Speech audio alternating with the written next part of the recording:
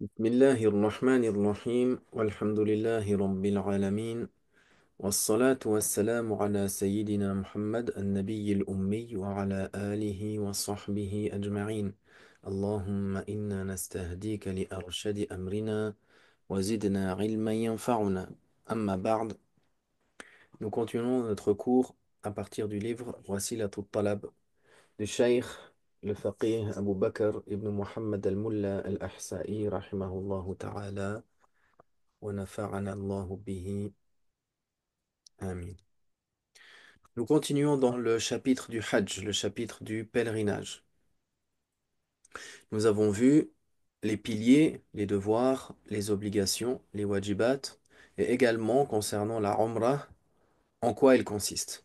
Maintenant, nous allons euh, aborder le descriptif des actes du pèlerinage, c'est-à-dire le descriptif comment, au fur et à mesure, le pèlerin, il va agir et procéder en énumérant les différents piliers et les devoirs d'une manière qui sont pas propres à l'ordre des devoirs et des obligations, mais qui suivent les actes que le pèlerin va faire. Non. Section les descriptifs des actes du pèlerinage. Celui qui veut entrer en sacralisation fait un roussoul ou un wudu et portera un pagne et un châle. Il dira Allahumma inni uridu al-haja fayassirhu li wa taqabbalhu minni.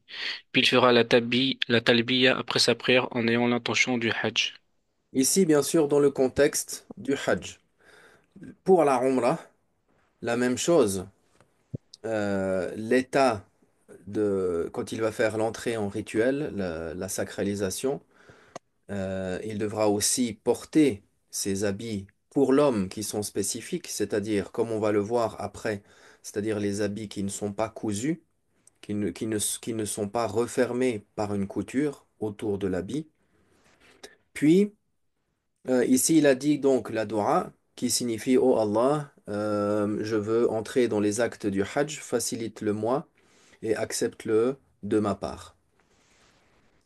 Bien sûr, l'intention, c'est dans le cœur, mais il le dit et ça aide à avoir la concentration présente sur ce pourquoi la personne est en train de faire. On a mentionné la talbiya, labbaik Allahumma labbaik la sharika laka labbaik, et jusqu'à la fin, il le fait directement, directement après. Les hommes le font à voix haute, les femmes le font à voix basse. Donc, s'il a la possibilité, il fait un ghusl. S'il a la possibilité, il fait un ghusl. Euh, Par exemple, si les gens vont à la Médine pour visiter la tombe du prophète, alayhi salatu wassalam, après ils quittent Madinatul Munawwara, la ville de Médine, l'illuminée, et ils s'arrêtent à Dhul Hulayfa, qui est un des miqat, un des points qu'on a mentionné durant les wajibat, qu'il est interdit de dépasser sans être en état de sacralisation. Dans cet endroit-là, il est bien aménagé, les pèlerins, ils peuvent s'arrêter, ils peuvent faire le rossel, etc. Mais pour d'autres situations où le rossel peut être également recommandé, c'est des fois plus compliqué de le faire. S'il ne peut pas faire le rossel, il fait un wudu, il porte ce pagne, donc un tissu depuis au-dessus du nombril jusqu'en dessous des genoux, et un châle, un tissu pour les épaules. Il n'y a pas une couleur spécifique, mais c'est le blanc qui est demandé. Bien sûr, la femme, elle, porte des habits habituels. Elle couvre sa aura comme elle le fait. On va citer de parmi ces choses-là. Non. Maintenant, il mentionne les choses qui, une fois qu'il est entré en sacralisation, ces choses-là lui deviennent maintenant interdites, pendant qu'il est en état d'ihram. Il se gardera des rapports intimes, des grands péchés, des controverses, de la chasse, du parfum, de se couvrir la tête et le visage, de se raser les cheveux, de se couper les ongles, de porter des habits cousus, des bottines ainsi que des habits teints comportant du parfum. Donc, il y a parmi ces choses-là qui sont communes pour les hommes et pour les femmes. Et il y a des choses qui sont spécifiques pour les hommes, par exemple, il va les mentionner. Bien sûr, se garder des rapports intimes, ça c'est important parce que, ou bien ça amène à l'annulation du Hajj s'il a lieu le rapport intime avant la station à Arafat, s'il a lieu après, alors le Hajj n'est pas annulé, mais il y a un grand péché et il y a la compensation ou la kafara à donner. Certains, subhanallah, les shuyukh, ils rapportent que certains, des fois, parce qu'ils n'ont pas appris auprès des shuyukh, ils vont au Hajj avec leur épouse et ils n'ont pas appris les choses qu'ils peuvent faire ou qu'ils ne peuvent pas faire. Alors, ils ont un rapport avec leur épouse en pensant, simplement en suivant les déductions qu'ils pourraient avoir, en espérant avoir un enfant béni du fait qu'il soit conçu à la Mecque. Mais si c'est pendant l'acte de sacralisation, pendant ces actes du pèlerinage, alors ça peut amener à l'annulation du pèlerinage ou, même si le pèlerinage reste valide, à, au péché est également de devoir s'acquitter de l'expiation, c'est-à-dire égorger un animal. Non. Donc, il mentionne les rapports intimes, les grands péchés, et les controverses. De la chasse aussi. La chasse est également interdite. Il ne va pas chasser lorsqu'il est dans cet état rituel. Il ne se parfume pas. Maintenant, si on entend des hadiths concernant le fait de se parfumer, alors il faut savoir que cet acte-là de se parfumer, il a lieu avant que la personne ne fasse l'intention. Avant que la personne ne rentre dans les actes du Hajj ou de la Umrah, alors il peut mettre sur lui du parfum. Ça, c'est le prophète alayhi salatu wassalam, qui l'a fait, mais avant de rentrer dans les actes du pèlerinage ou de la Umrah. Une fois qu'il est rentré dans les actes du pèlerinage, il ne peut plus, l'homme comme la femme, porter ou mettre de parfum. Se couvrir la tête et le visage. Se couvrir la tête pour l'homme, se couvrir la tête pour l'homme. Donc c'est pour ça qu'on voit que les pèlerins n'ont pas la imama ou la qalan, soit le chapeau sur la tête. Se couvrir le visage pour la femme. De se raser les cheveux ou de se couper les ongles. Également, ça c'est pour les hommes ou pour les femmes. Maintenant, si la personne, il y a un ongle qui s'est cassé et que ça le blesse, ça lui nuit, alors il n'y a pas de problème s'il coupe cette partie qui le gêne et qui le blesse. Porter des habits cousus, donc c'est les habits qui comportent une couture. C'est pas simplement le fait qu'on porte un tissu sur les épaules et qu'il y ait des motifs qui soient cousus sur le tissu. Non, c'est le fait d'avoir les habits usuels qui sont refermés, le tissu est refermé autour du corps et il est tenu par une couture. Ça, c'est défendu. Ça, c'est pour l'homme. Nam, et de porter des bottines également. C'est pour ça que la plupart du temps, le pèlerin, ça aussi c'est pour l'homme, il va mettre des sortes de sandales qui ne recouvrent pas le dessus du pied ni le talon, qui ne couvrent pas non plus le talon derrière. Ainsi que les habits teints comportant du parfum, ça également, c'est pour les hommes comme pour les femmes. Nam. Il multipliera la talbiya à haute voix. S'il entre à Mecca, il débutera par la mosquée. Puis il fera face à la pierre noire en faisant le takbir et le tahlil à la voix haute. Les mains levées, il la touchera sans nuire. Donc, dès lors qu'il a fait l'intention, qu'il a fait les deux raka'at, qu'il a eu l'intention, il fait la talbiya et il la multiplie à haute voix, ça c'est pour l'homme. Et lorsqu'il rentre à Mecca, alors il va directement à la mosquée. Qu'est-ce qu'il va faire? Il va... Attendez, parce que...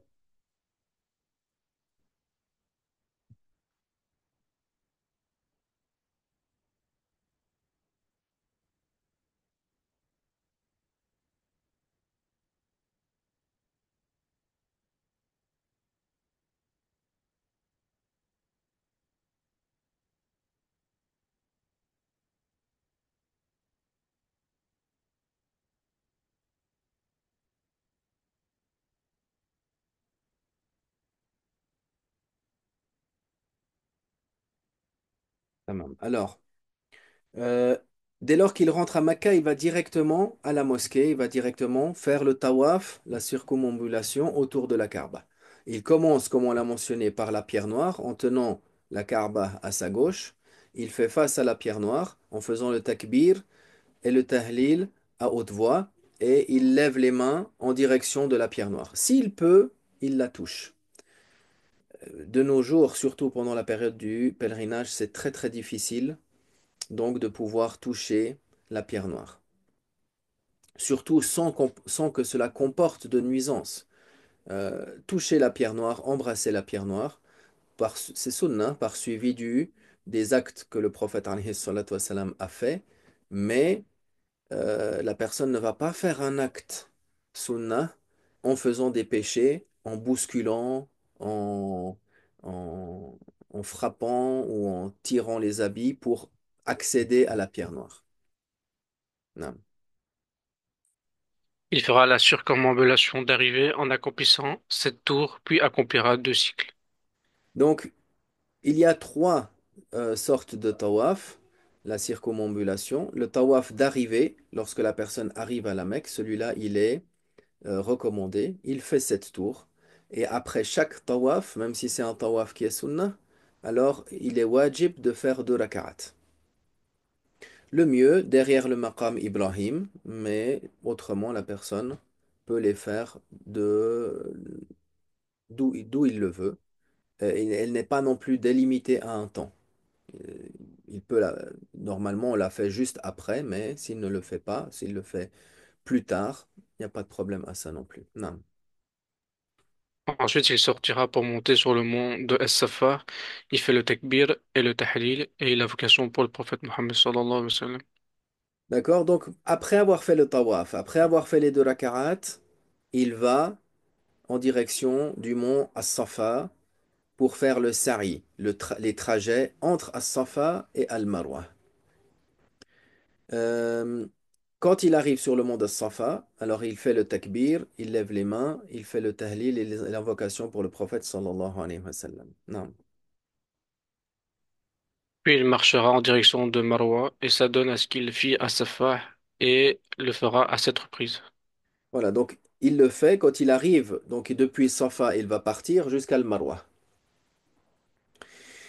Il va faire 7 fois le trajet. 7 trajets, c'est pas 7 allers-retours. C'est 7 trajets. Il commence à Safa, il va à Al-Marwa. Ça fait un trajet. Depuis le Marwa, il revient à Safa, ça fait deux. Et ainsi de suite. Et il finit par Al-Marwa. Il finit par Al-Marwa, le mont de Marwa. Et à chaque fois, il lève les mains, le takbir, le tahlil et l'invocation pour le prophète, alayhi salatu wassalam. Ces choses-là sont recommandées. Et on a vu qu'il le fait en marchant. S'il est capable, il fait le tawaf en marchant, c'est wajib, et il fait aussi le sa'i en marchant. Maintenant, il y a une question par rapport au sa'i qui est concernant la nouvelle extension. La nouvelle extension. C'est-à-dire que euh, récemment, bon, c'est quand même depuis plusieurs années, mais ils ont élargi le trajet entre Safa et le Marwa. Alors il y a eu un peu des divergences. Certains ont accepté cet élargissement, certains ne l'ont pas accepté. Si la personne, il veut être tranquille, il va au sous-sol. À mon souvenir, à ma connaissance, ils n'ont pas fait l'extension. Comme ça, il peut faire l'aller et retour dans l'ancienne limite. D'autres, ils ont dit le l'ancien tracé, l'ancien tracé, il fait partie, l'ancien tracé, il est une partie des limites. Il est dans une, il fait, il est, c'est une partie des limites de Safa et de Marwa. Donc le fait de l'avoir élargi, ça reste toujours dans les limites du Sari. Donc ils ont dit qu'il n'y a pas de problématique, même si la personne l'a fait dans la nouvelle extension. Mais certains, ils ont dit non, la nouvelle extension, elle est en dehors des limites.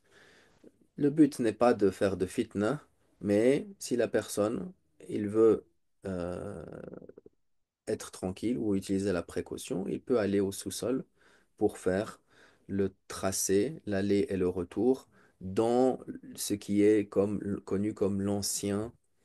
l'ancien tracé, parce que il y avait un aller pour Safa et un retour pour Marwa, et ils ont construit à côté, ce qui fait que cet aller-retour initial est devenu le retour pour el Marwa, et ils ont fait à côté un aller pour As-Safa. Non. Puis il sortira de bonne heure à Mina et il restera jusqu'au Fajr du jour de Arafat. Puis il ira à Arafat pour effectuer, après le zénith, le Dhuhr, le Asr, par un adhan et deux iqama. Donc, euh, il sortira de bonne heure pour aller à Mina. Quand cela? Le huitième jour de Dhul Hijjah. Arafat, c'est le neuvième jour, comme on l'a mentionné dans le cours précédent. Puis, le huitième jour, il va déjà à Mina. Il va déjà à Mina et il reste jusqu'au Fajr du jour de Arafat. Ensuite, il va à Arafat et on a dit qu'il doit, pour que le devoir soit accompli, être au moins un instant à Arafat entre le Zohar du jour de Arafat, le neuvième de Dhul Hijjah, et le Fajr du jour de l'Aïd. Naam. Donc, et c'est wajib qu'il reste jusqu'après le coucher du soleil avant de quitter pour aller à Muzdalifa. Tamam. Il ira à Arafat pour effectuer, après le zénith, le Dhuhr et le Asr par un seul adhan et deux iqamah. C'est-à-dire que chez les Hanafites, on ne regroupe jamais les prières entre elles, même quand on est en voyage, même si on est malade, même s'il y a d'autres excuses que certains parmi les ulama des quatre écoles ont considérées comme des excuses. L'imam Shafi'i a dit par exemple le voyageur peut regrouper, le malade peut regrouper, en raison de la pluie sous certaines conditions on peut regrouper. L'imam Ahmad a été un peu plus large dans les excuses. Rahimahumullah jami'an. L'imam Abu Hanifa, lui, a restreint le regroupement, comme c'est rapporté dans le hadith, à Arafah. Zohr et Asr ensemble dans le temps de Al-Zuhr. Naam, avec un adhan et deux iqama. Un iqama pour le Zuhr, naturellement, et un iqama ou une iqama pour la prière de l'Asr. Naam. Il se tiendra proche de la montagne et invoquera. Dès lors que le soleil se couche, il se rendra à Muzdalifa et priera le Maghrib et le Isha. D'accord, donc c'est aussi une bonne chose recommandée d'aller vers la Jabal al-Rahma, où le prophète alayhi salatu wassalam, a fait la khutbatul wada', a fait le discours d'adieu avec plus de 100 000 compagnons, où il a fait le Hajj l'année avant qu'il décède, sallallahu alayhi wa sallam. Puis, donc le pèlerin fait des invocations là-bas, et une fois que le soleil se couche, il quitte Arafah et il se rend à Muzdalifa. Et il retarde le Maghrib et il l'accomplit dans le temps de l'Aïcha à Muzdalifa. Maghrib, puis Aïcha. Naam. Puis le Fajr, il se tiendra debout en faisant le Takbir, le Tahlil et l'invocation pour le prophète alayhi salatu salam et invoquera. Lors de l'Isfar, il se rendra à Mina pour le jet de pierres à 7 reprises dans le bassin de Aqaba. Il fait le Takbir pour chacune des pierres lancées. Donc, on reste à Muzdalifa jusqu'au Fajr. Dans la mesure du possible, on se tient debout, on fait le takbir, le tahlil, l'invocation pour le prophète sallallahu alayhi wa sallam. On reste en état de veille durant la nuit, dans la mesure du possible, et on essaye de multiplier les actes d'adoration. Lors de l'isfar, c'est-à-dire que après avoir accompli el-fajr, parce que habituellement, chez les Hanafites, c'est mustahab, c'est mandoub, c'est appréciable de retarder pour les hommes la Jamara du Fajr jusqu'à l'Isfar, environ 30 minutes, 40 minutes avant le lever du soleil. Sauf à Muzdalifa. À Muzdalifa, on fait pendant l'obscurité, c'est-à-dire au début du temps. On fait au début du temps. Puis ensuite, lors de l'Isfar, c'est-à-dire une fois qu'il y a ces lumières, le soleil ne s'est pas encore levé, mais il y a ces lumières à l'horizon est, qui ont éclairci le ciel, qui permettent à une personne de distinguer une autre à une distance d'environ 50 mètres. Ça, c'est ce qu'on appelle al-isfar. Donc à ce moment-là, ils vont à Mina. Ils vont jeter les pierres, 7 pierres, dans le bassin de l'Aqaba. C'est le grand bassin. À Mina, il y a 3 bassins. Le petit, le moyen, le grand. Le plus grand est celui qui est le plus proche ou celui qui est le plus en direction de la Mecque. Puis, donc, on va jeter 7 pierres. On va jeter 7 pierres. 7 petites pierres. Et à chaque pierre, on dit Allahu Akbar. Non. Il interrompt la talbiya, il égorge et se rase la tête. Tout lui est autorisé sauf les femmes. C'est-à-dire sauf le rapport intime. Donc, à ce moment-là, il interrompt la talbiya, il égorge, et à ce moment-là, il se rase la tête. Et les choses que l'on a mentionnées qui sont interdites avant de faire, maintenant, il lui est autorisé, sauf le rapport intime. Non. Il accomplit la circumambulation de Ziyara en 7 tours. Les femmes lui sont maintenant licites. Donc, une fois que il a jeté ses pierres, ces 7 pierres à Mina dans le grand bassin, il descend à la Mecque et il fait le tawaf qui est le devoir qu'on a mentionné dans les devoirs du Hajj. Il fait il fait ce tawaf-là. Il fait ce tawaf-là. Et ensuite, il aura fait ça veut dire qu'il aura complété son désengagement rituel et il a la permission maintenant d'avoir des rapports intimes avec son épouse. Maintenant, euh, dans certains cas, il fait après le tawaf le sari. D'accord? Dans certains cas, il fait le sari aussi à ce moment-là. Euh, dans d'autres cas, c'est pas obligatoire de le faire, de le faire avant. Pourquoi? Parce qu'il l'a déjà fait au début, quand on a expliqué lorsqu'il entre à la Mecque. Bon, en fait, c'est parce qu'il y a plusieurs manières d'accomplir le Hajj. Il y a plusieurs manières d'accomplir le Hajj. Soit la personne, on le verra dans le Quduri, Inch'Allah, ou dans d'autres livres, euh, dans le chapitre du Hajj. Lorsque la personne, il entre à la Mecque, soit son intention c'est pour faire le Hajj uniquement, donc il va faire le Hajj complet, et après il fait la Umrah. Euh, certains, de parmi les 4 écoles, ils ont favorisé le fait de commencer par faire la Umrah, puis après, une fois que la personne s'est désengagée de la Umrah, il fait, il rentre dans les actes du Hajj. Ça, c'est une deuxième manière d'accomplir le Hajj. Et une troisième manière, qui est optée par les Hanafites, c'est de rentrer à la Mecque avec l'intention du Hajj et de la Umrah. Donc il y a des différences dans les jugements, des détails, des différences dans l'accomplissement, mais dans les grandes lignes, ce qu'on voit ici, c'est ce qui est accompli, d'une manière conventionnelle pour que le Hajj, bien sûr, soit valable et complet. Mais après, il y a des subtilités, on peut dire, euh, suivant la manière dont le Hajj a été accompli. Non. Donc il se rend ensuite à Mina. Après avoir fait ce tawaf-là, il va retourner à Mina. D'accord? Donc on est dans quel jour maintenant? On est dans le jour de l'Aïd. On est dans le jour de l'Aïd. Il retourne à Mina pour faire le jet dans les 3 bassins après le zénith du deuxième jour de Nahr. Ça veut dire le jour après l'Aïd. Il va dans les 3 bassins, dans chacun des bassins, jeter 7 pierres. Dans le premier, 7 pierres, dans le second, et pour finir dans celui de l'Aqaba. La même chose le jour suivant. Puis après, il retourne, donc les pèlerins sont dans des tentes à Mina, il reste à Mina. Et ensuite, le deuxième jour, il va et il refait la même chose. Il refait la même chose.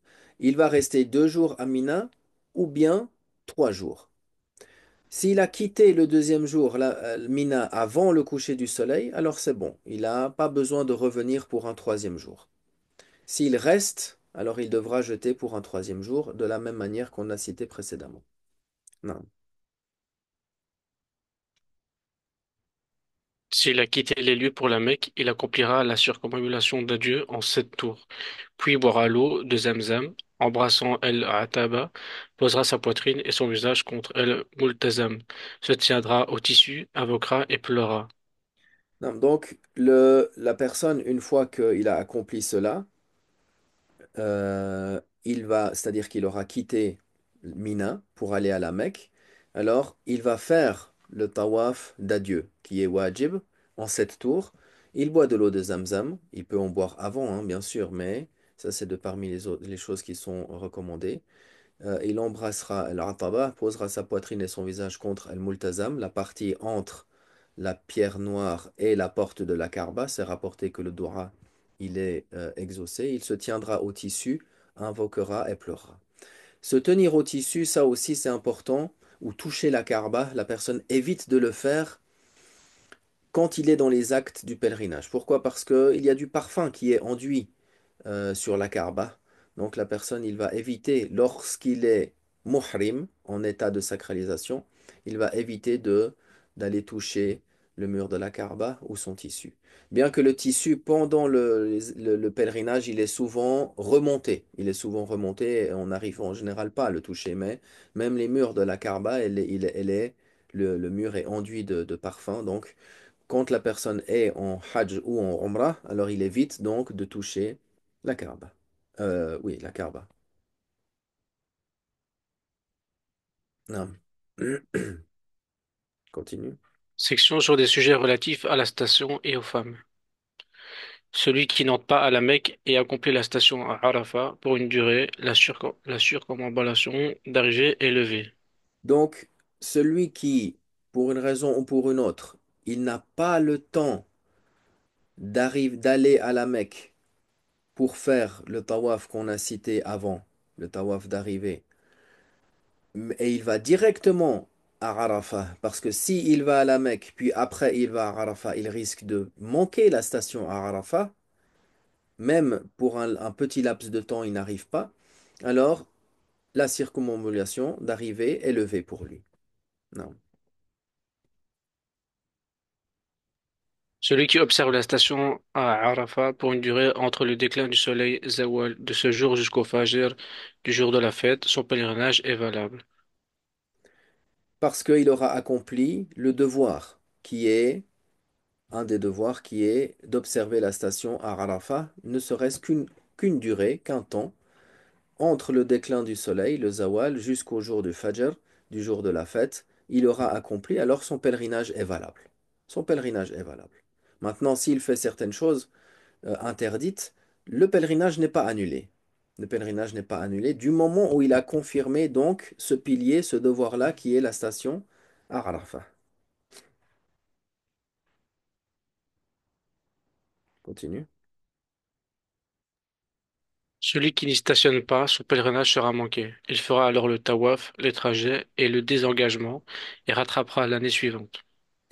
Pour une raison ou pour une autre, la personne n'a pas réussi à atteindre la station à Arafat pour accomplir le devoir et que son pèlerinage soit valable, alors son pèlerinage est manqué. Celui qui manque à Arafat a manqué son hajj. Le prophète alayhi salatu wassalam, il a dit Al-Hajju Arafah. Ça ne veut pas dire que en soi le Hajj se limite à la station à Arafat et que ça lui suffit dans l'absolu, mais c'est le pilier le plus important du Hajj. Si la personne a manqué ce pilier, alors le Hajj n'est pas valable.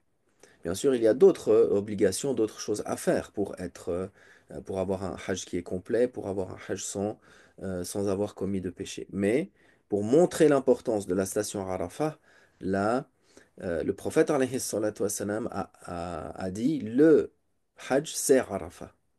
Non. Donc si il a La femme, manqué Arafat, alors il a manqué son Hajj, qu'est-ce qu'il va faire? Alors il fera la circumambulation, il fait les trajets entre Safa et Marwa et euh, il aura accompli donc le désengagement et il devra rattraper le pèlerinage, ce pèlerinage-là, il devra le rattraper l'année suivante.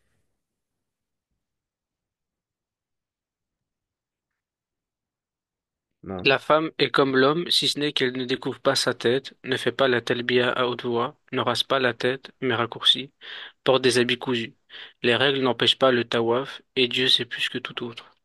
Non, donc la femme, comme l'homme, dans les choses qu'on a mentionnées, parmi les interdictions, mais ce qui change, c'est que elle ne découvre pas sa tête et elle ne fait pas la talbiyah à voix haute, elle ne se rase pas la tête, mais seulement elle raccourcit. L'homme, il a le choix. Il peut raccourcir ou il peut raser, mais ce qui est préférable pour l'homme, c'est de raser. Et également, porter des habits cousus, ça c'est permis pour la femme. Si la femme, elle fait le tawaf en ayant les règles, le tawaf est valable, mais elle aura commis un péché, c'est-à-dire que comme on l'a mentionné, la purification, être en état de purification, que ce soit le wudu ou le ghusl ou des règles ou des lochis, c'est une obligation, mais ce n'est pas une condition de validité. C'est pour ça qu'il dit les règles n'empêchent pas le tawaf. Le tawaf reste valable, mais il y a un péché, il y a un égorgement, il y a un animal à égorger. Wallahu a'lam. Donc ce texte originel, donc de l'auteur en arabe, a été complété avec l'aide d'Allah et d'une bonne réussite dans le mois de Rabi' al-Awwal en l'an 1356 de l'Hégire par la plume de celui qui a besoin du pardon du Seigneur, Muhammad fils d'Abi Bakr al-Mulla, donc qui est l'imam al-Ahsa'i, rahimahumullah ta'ala. Walhamdulillahi rabbil alamin. Nous, par cela, nous concluons ce livre-là par la grâce et par la main d'Allah et nous lui demandons qu'il nous maintienne sur l'apprentissage, sur la persévérance, à réviser, à apprendre davantage, à mettre en application ce qu'on a appris et à nous faciliter dans son obéissance. Walhamdulillah wa sallallahu wa sallam ala sayyidi rasulillah.